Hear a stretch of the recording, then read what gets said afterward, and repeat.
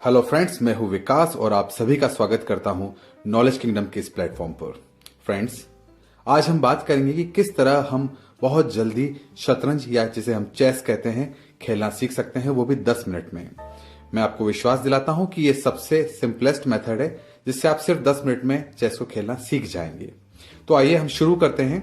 सबसे पहले हम शुरुआत करते हैं चेस की बनावट से। बेसिकली चेस 64 स्क्वायर से बना हुआ है। ये जो आप देख रहे हैं ब्लैक एंड व्हाइट जो स्क्वायर्स हैं, ये 64 हैं, जिसमें से 32 ब्लैक हैं और 32 व्हाइट स्क्वायर्स हैं। जिस तरह की आप देख पा रहे हैं स्क्रीन पर, ये जो वर्टिकल लाइंस हैं इन्हें हम फाइल्स कहते हैं। ये जो हॉरिजॉन्टल लाइंस हैं इन्हें हम रैंक्स कहते हैं।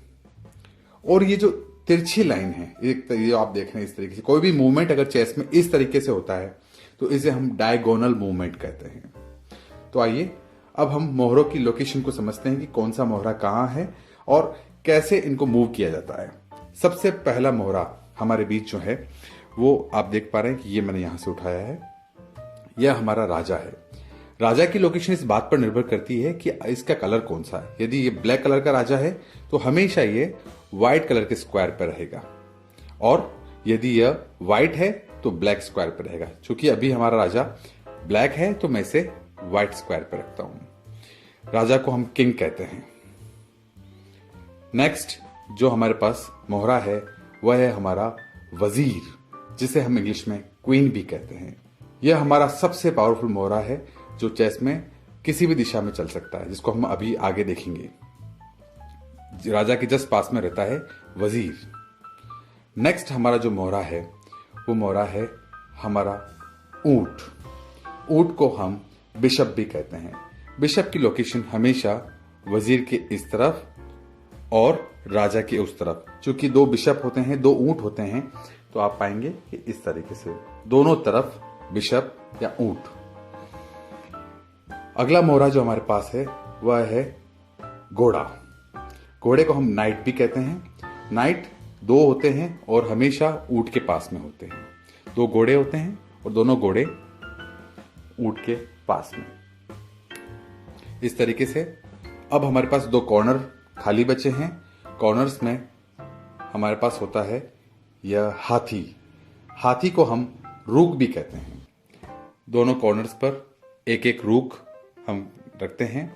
तो एक बार हम फिर से समराइज कर लेते हैं। फर्स्ट जो लोकेशन है हमारे पास है राजा, फिर वजीर, दो ऊंट, दो घोड़े और अंत में दो हाथी। आगे की तरफ जो मोर्चा संभालते हैं वो है हमारे पॉन, ये जिन्हें हम प्यादे भी कहते हैं। ये सभी आगे की तरफ इस तरीके से इनको प्रोटेक्ट करते हुए एक एक करके ये सभी प्यादे आगे आते हैं। ये एक खिलाड़ी की पोजीशन है जो इस तरीके से यहां पर जमती है। ठीक उसी प्रकार आपके प्रतिद्वंदी जो खिलाड़ी है उनके भी हम मोहरे इसी प्रकार जमाएंगे, कुछ इस तरह।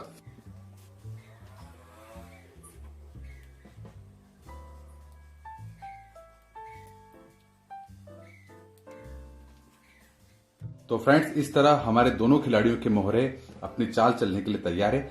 आइए हम गेम शुरू करते हैं और हर मोहरे की शक्ति या उसकी चलन शक्ति को हम देखने का प्रयास करते हैं। सबसे पहले हमारे पास जो मोहरा है वह है हमारा पॉन या प्यादा। प्यादे की एक विशेषता होती है कि प्यादा शुरुआत में 1 कदम या 2 कदम अपनी सहूलियत के अनुसार खिलाड़ी चल सकता है। वह 1 कदम भी चल सकता है और 2 कदम भी चल सकता है। लेकिन जब सामने वाले खिलाड़ी का अगर प्यादा यहां पर है, कोई भी अगर मोहरा यहां रखा है, तो वह उसे कैप्चर नहीं कर सकता, इस तरीके से नहीं मार सकता। हमेशा प्यादा क्रॉस में ही मारेगा। ये इस तरीके से इसे मार सकता है और इसे बाहर कर सकता है, लेकिन आमने सामने नहीं। प्यादा किसी भी बड़े मोहरे को मार सकता है, लेकिन शर्त यह रहेगी कि वो क्रॉस में मार सकता है।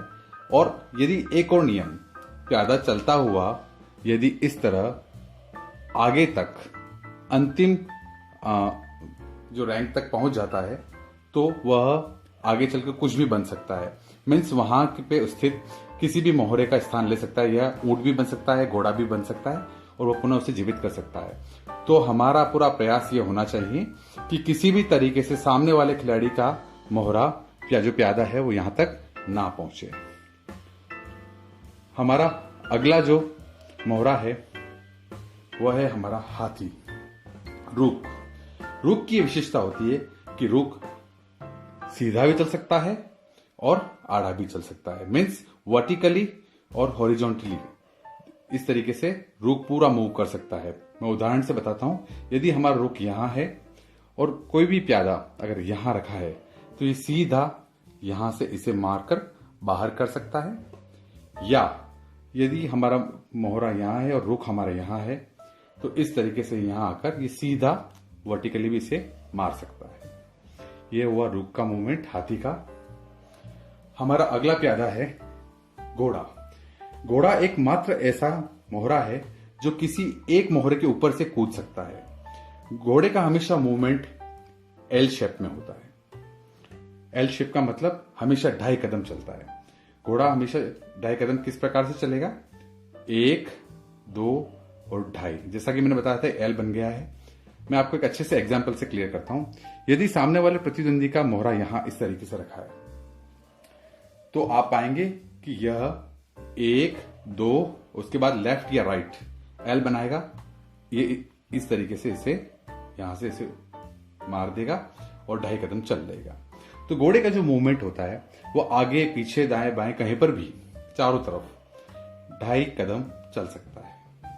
हमारा अगला जो मोहरा है वह है ऊंट। ऊंट का जो मूवमेंट होता है वह हमेशा डायगोनल होता है, मीन्स ऊंट ब्लैक से ब्लैक, अगर ब्लैक स्क्वायर पर है तो ब्लैक से ब्लैक पर कहीं पर भी इसे चाल को चल सकता है। उदाहरण के तौर पर अगर यदि हमारा अपोनेंट का जो मोहरा है वो यहां रखा हुआ है तो ऊंट तिरछा चलता हुआ इसको यहां मार सकता है। ऊंट कहीं पर भी ब्लैक से ब्लैक सिर्फ तिरछा ही चलेगा, ऊंट कभी भी सीधा या हॉरिजॉन्टली या वर्टिकली नहीं चल पाएगा। तो ऊंट की विशेषता है तिरछी चाल। हमारा अगला जो मोहरा है वह है सबसे पावरफुल, सबसे ज्यादा ताकतवर मोहरा, वह है हमारा वजीर।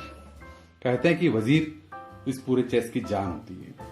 वजीर की विशेषता होती है कि वजीर किसी भी दिशा में चल सकता है, हॉरिजॉन्टली, वर्टिकली और डायगोनली।